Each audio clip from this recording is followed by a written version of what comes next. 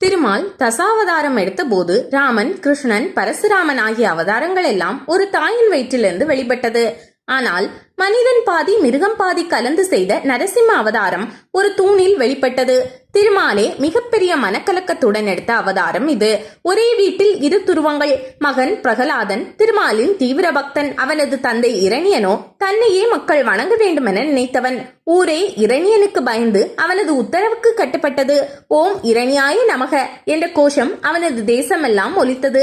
ஆனால் பிரகலாதனின் குரல் ஒட்டுமொத்த நாட்டின் கோஷத்தையும் மிஞ்சி ஓம் நமோ நாராயணாய என்று முழங்கியது. மகனே தன்னை மதிக்கவில்லையே என்று கோபமடைந்த இரணியன் அவனை கொல்ல உத்தரவிட்டான். பொறுத்து பார்த்தார் திருமால். தேவர்கள் எல்லாம் பிரகலாதனை காப்பாற்றும்படி வேண்டினார். சாந்தமூர்த்தியான திருமாலுக்கோ கடும் கோபம்.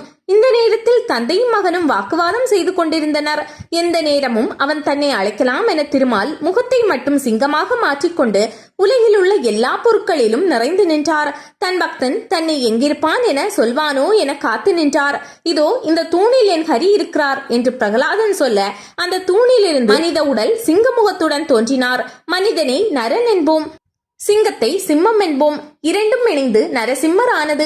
நரசிம்மர் எந்த தூணிலிருந்து வெளிப்பட்டாரோ அந்த தூணை உக்கு ஸ்தம்பம் என்பர். ஆந்திராவில் அகோபிலம் என்னும் இடத்தில் இந்த தூண் இருக்கிறது. இந்த தூண் ஒரு பிளவுபட்ட மலையாக காட்சியளிக்கிறது. இதை உக்கு ஸ்தம்பம் என்கின்றனர். தெலுங்கில் உக்கு என்றால் எக்கு, ஸ்தம்பம் என்றால் தூண். எக்கு போன்ற பலம் வாய்ந்த தூண் என்ற பொருள். இரணியன் உடைத்த போது நடந்த விசேஷம் தெரியுமா? தூண் உடைந்த 172 ரக ஒலி அலைகளை எழுப்பியது. சங்கீதத்தில் உள்ள ராகங்களை கூட இந்த ஒலி அலைகளை கொண்டுதான் உருவாக்கினாராம். இறைவன் ஓரிடத்தில் வெளிப்பட நினைத்தால் கூட சங்கீதம் முழங்குகிறது.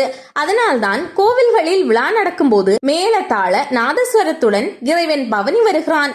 உக்கு ஸ்தம்பத்தை உக்ர ஸ்தம்பம் என்றும் சொல்வர். உக்ரம் என்றால் கோபம். திருமால் கோபத்துடன் வெளிப்பட்ட இந்த தூண் பிளவுபட்ட நிலையில் அகோபிலத்தில் காட்சியளிக்கிறது. இங்குள்ள ஜுவாலா நரசிம்மர் கோவிலிலிருந்து 80 டிகிரி செங்குத்தான பாதையில் 4 கிலோமீட்டர் செல்ல வேண்டும். மலைப்பாதை பயணம் கடுமையானது. மனபலம் வாய்ந்தவர்கள் மட்டுமே தூண் அருகே செல்ல முடியும். இந்த உக்கு ஸ்தம்பத்தை தரிசிப்பது வாழ்வின் மிக பெரும் பேறு. அந்த பேரை நீங்களும் பெற முயற்சியுங்கள்.